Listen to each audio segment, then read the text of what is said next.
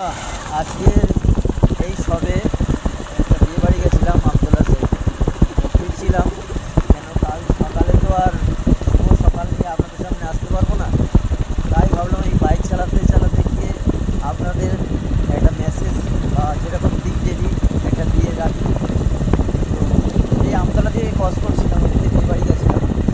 তো আপনারা বা আমিও, আমরা সবাই না কেউ না কেউ ড্রাইভারকে কোনোদিন না কোনোদিন একবার বাজে কথা বলেছে। এই চালিয়ে চলে যাচ্ছে, গায়ে জলটা এই দেখে চালাতে পারিস না, বাইক কাউকে একটু ধাক্কা লাগিয়ে দিলাম, এই এর ছেলে ওর ছেলে ওরা বলে থাকে। আজ কেন আপনাদের সামনে এই কথাটা বলছি? এই কথাটা বলছি, আমরা এই বলে থাকি অযথ তাদের জন্যে আমরা খেতে পারছি।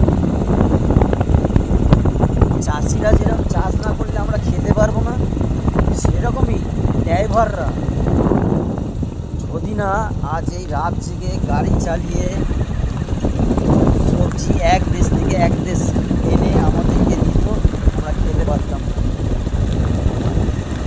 সেই ড্রাইভারদের আমরা কত বাজে কথা বলি, ভালো করে দেখুন, এটা বাস্তব।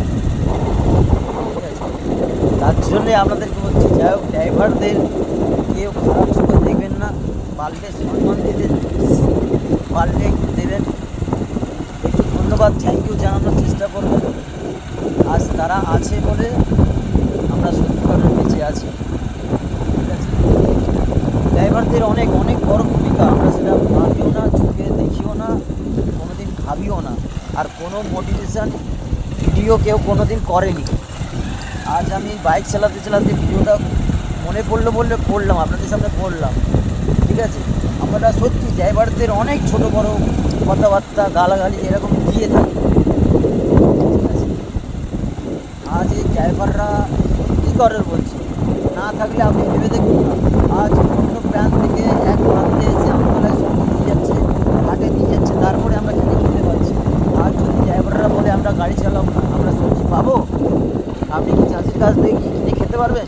পারবেন না, পারবেন না, এটা বাস্তব কথা বলছি, সত্য কথা বলছি। এখন বাজে অন্ধকার 2টো বাজে।